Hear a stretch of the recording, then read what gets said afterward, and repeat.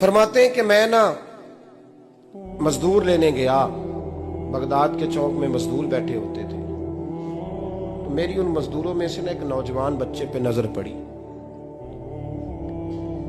बड़ा कमजोर सा वजूद था, लेकिन चेहरे पर इबादत का निशान था। माथा बताता था कि नमाज का बड़ा ख्याल रखता है। मैं उसके करीब गया।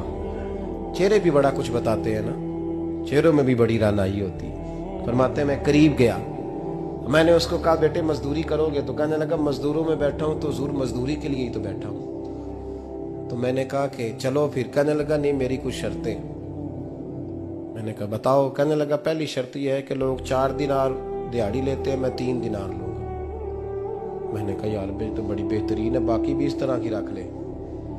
उसने कहा हुजूर दूसरी शर्त यह है कि मैं आपकी मुकम्मल बात मानूंगा, लेकिन जब अजान हो जाएगी फिर आपकी नहीं सुनूंगा। तीसरी बात उसने ये की कि हुजूर मैं आपके घर में काम करूंगा पर आपके किसी सवाल का जवाब नहीं दूंगा। कहते मैंने कहा यार तू बड़ा अजीब है, शर्तें तो मालिकों की होती हैं। कहने लगा जी बहरहाल मैं शर्तें लगा के जाता हूँ। फरमाते मैं उसे घर ले आया।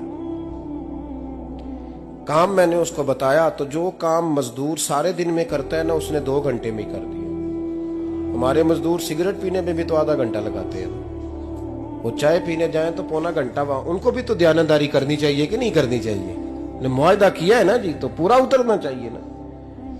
कहते 2 घंटे में। अब काम जब बंदा शुरू कराता है तो काम और निकल आता है। कहते काम मैंने उसको और बता दिया, वो करने लगा। उसने मिट्टी निकाल के रखी थी बाहर रास्ते में, तो अजान हो गई जोर की। उसने वहीं कुदाल छोड़ी कही और चलने लगा। तो मेरा बेटा कहने लगा इसको जरा बराबर कर दो। कहने लगे चुप कर जा, तेरे बाप से बात हुई थी, जब अजान होती है तो मैं किसी और की नहीं सुनता, सिर्फ अल्लाह रसूल की सुनता हूँ। कहते मस्जिद चला गया, नमाज पढ़ के आया तो दोपहर का वक्त था। मेरी बीबी कहने लगी इसको को खाना खा ले।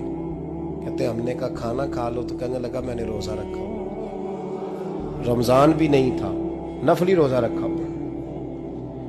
फरमाते हैं शाम हुई, मैंने 3 दिनार दिए। तो मैंने कहा तेरा नाम क्या है? कहने लगा मैंने आपसे कहा था मैं किसी सवाल का जवाब नहीं दूंगा। तो वो चला गया। अगले दिन मैं फिर लेने गया उसे, काम कुछ और निकल आए। तो लोगों ने बताया वो सिर्फ हफ्ते वाले दिन आता है।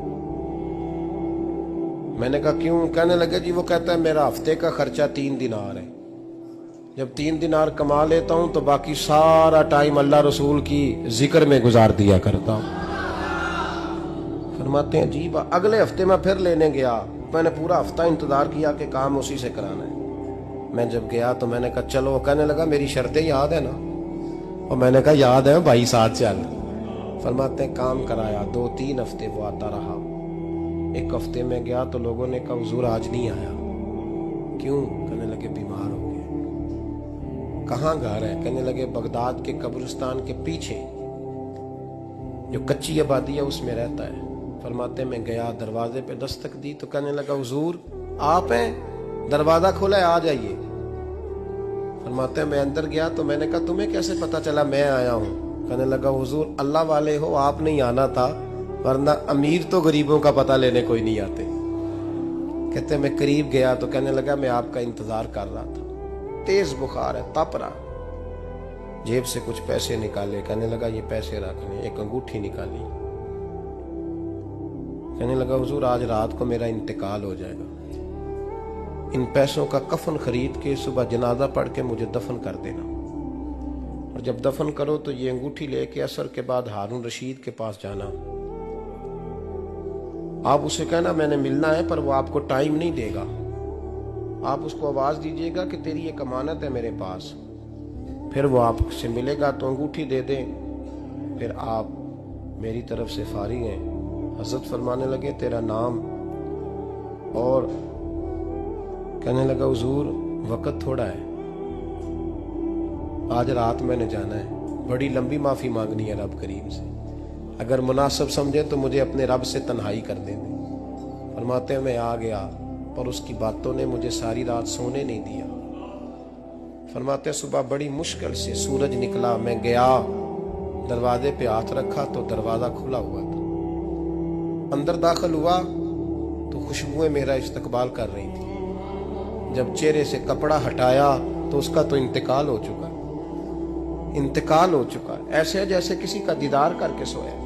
कहते मैं तो 2 आदमी ले गया था जनाजे पे, पर पता नहीं दुनिया किधर किधर से आई, कहां कहां से। अखां जदों मीटियां जमाना मैनू रोवेगा, अपना ते अपना बेगाना मैनू रोवेगा। फरमाते हैं मैं तो 2 बंदे ले गया था, पर पता नहीं मखलूक कहां कहां से आई। जनाजा पड़ा, दफन किया।